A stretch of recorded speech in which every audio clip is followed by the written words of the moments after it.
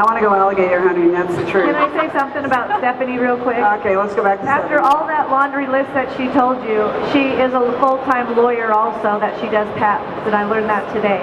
So she does all this, all that other stuff on the side so it can be done. She's a slacker, it sounds like.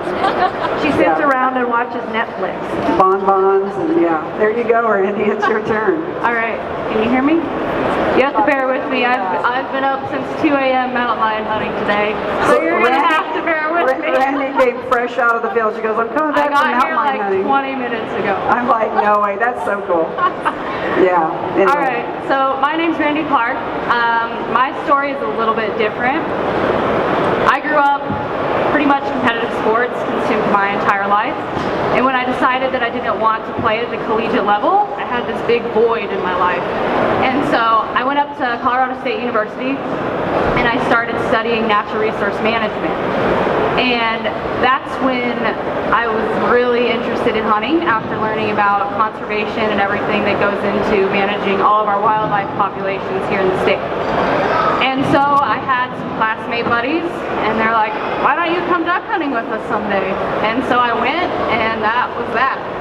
The rest is history. Yeah, right? it really took off from there. I fell in love with waterfowl hunting. I went and got my own lab. I trained her myself. But anyways, through that, the biggest challenges I think for me starting hunting was I didn't have a mentor. Not a single person in my family hunts, and they all think I'm crazy. And so not having a mentor was my biggest challenge. I found myself a lot of times by myself wondering, wow, I just shot this pronghorn, what do I do next? You know, I watched a lot of YouTube videos. I taught myself pretty much how to shoot, how to mount scopes. That's impressive. That's a lot of initiative. That's impressive. Yeah. It is. And so I got my degree and I've worked for Colorado Parks and Wildlife. I was a fishing program coordinator for a while. And I know how important it is to introduce people to the outdoors, not only women, but children as well.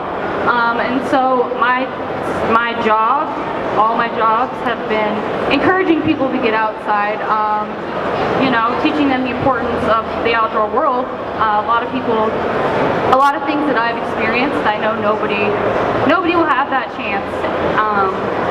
And so, let's see, what else should I talk about? What's the very coolest thing? What's the very, in 30 seconds, the coolest hunting story? Alligator, maybe? Mountain lion? You do some extreme stuff, girlfriend. I'd say, so a couple months ago, I went down to New Mexico. I have a bunch of hounds as well that I run bears and lions with. And a couple months ago, I went down to New Mexico, and I had never shot a bear myself. And I was like, you know what? I'm going to go shoot a black bear. And we got, the dogs took this trail, and we got to the tree, and I literally could not believe my eyes. It was the biggest black bear I have ever seen. And I ended up shooting it with my bow, and he was the biggest black bear ever killed in New Mexico by a female with a bow. Oh, wow. That's cool. Yeah. That's cool. And I would encourage women out there that are interested in getting into this sport to use your resources. Like you said, Colorado Parks and Wildlife has a great Women to Field program. I've done some stuff with them. And just find a mentor.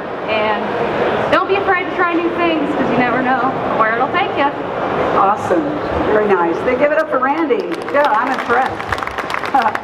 Randy, you did great for being in at 2 a.m. today. I know. That's awesome. You go, girl. All right, up next we have Dawn Obrecht. She's done a lot of things in her life. Oh, look at that. Married, not quite yet, okay? Hold off, hold back. Dawn has done a lot of impressive things. I'm going to let her talk. Hi, my name's Dawn Obrecht.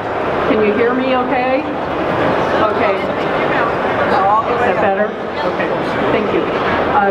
I was raised back east in the city of Baltimore. I was never exposed to hunting or shooting or really much of anything outdoors. I moved out to Colorado after I got my medical degree in Baltimore.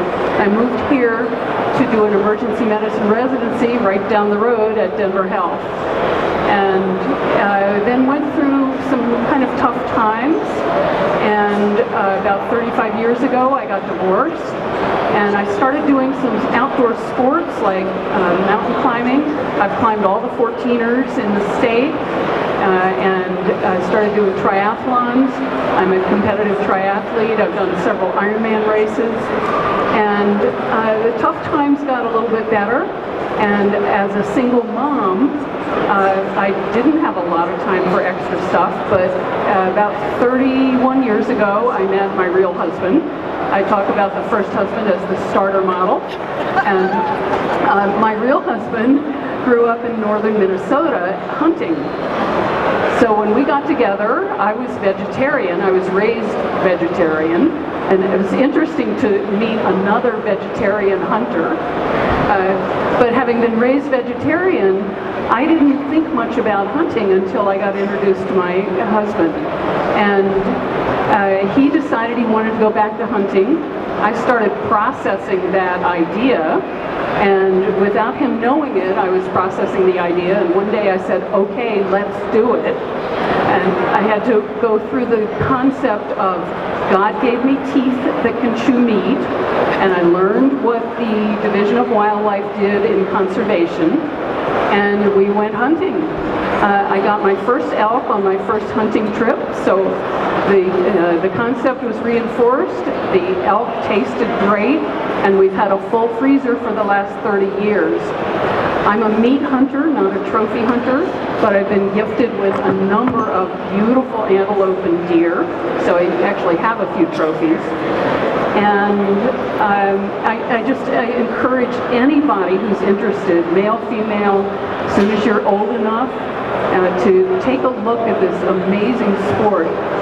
As a doctor, part of what's really nice for me is to know that I'm eating meat that hasn't been adulterated with antibiotics or fat. Wild game is just the best meat. And I wrote a book about my experiences. This is called Yes, I Hunt, One Woman's Hunting Adventures.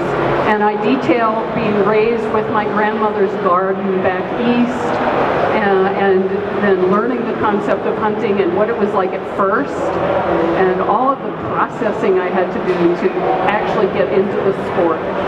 So thank you all for being here, and I'll be in the booth if you have any questions. My book is on Amazon. I have a few copies here, and I look forward to meeting anybody interested in hunting.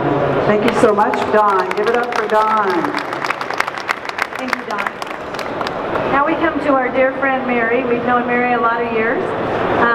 Mary, the picture speaks loudly, but Mary's killed some elk. I'm going to let her tell you. Hi, my name's Mary. I consider myself sort of a late bloomer.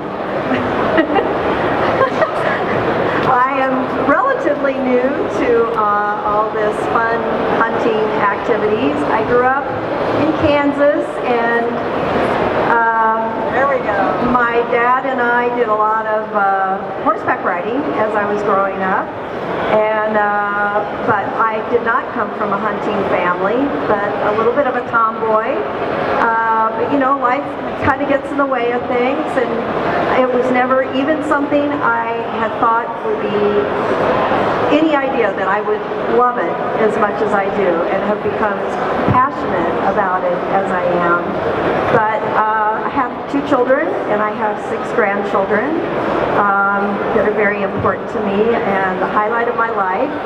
And they all just shake their head, but I'm going to tell you what. My grandchildren think I'm about the coolest Nana out there. Next to me, of course, right? Yeah, well, yeah, hello.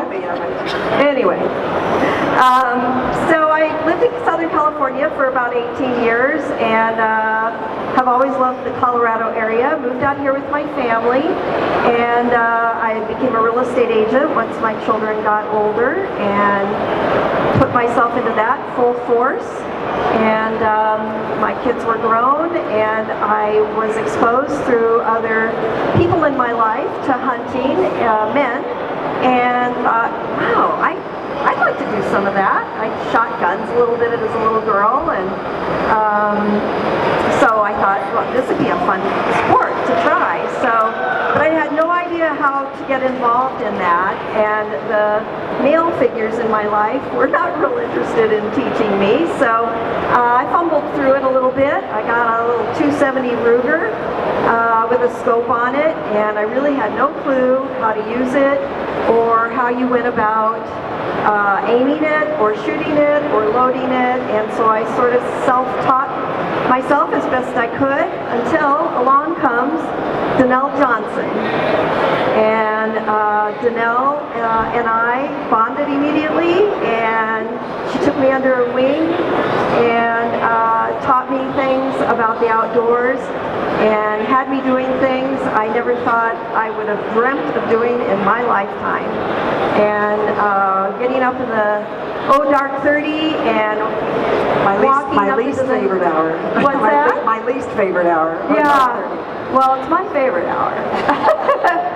But we would go up into the mountains, the two of us, and sit up on the side of a mountaintop, and she would bugle elk in, and I could hear them snort and blow, and if you had told me I was going to do that, especially at my age, I would have said, there is no way. Now you can't stop me. And I've met Lisa Thompson once that she and Danelle got hooked up together. And the more I do, the more I want to do. I mean, there's a whole world of hunting out there. I've now got a shotgun. Still have my little 270 Ruger. Thanks to Lisa, I now have a better understanding of how to shoot it and how to, I got a new scope so that I can actually see what I'm shooting, which is kind of an important thing. And have done some pheasant hunting and antelope and elk and So can I say something really quick? One of the things we took Mary out on a bull hunt, and we had this young bull coming in, and we said, go ahead and practice on him, Mary. Her safety's on, but just practice getting in on your gun, get your optics on him. And we saw her head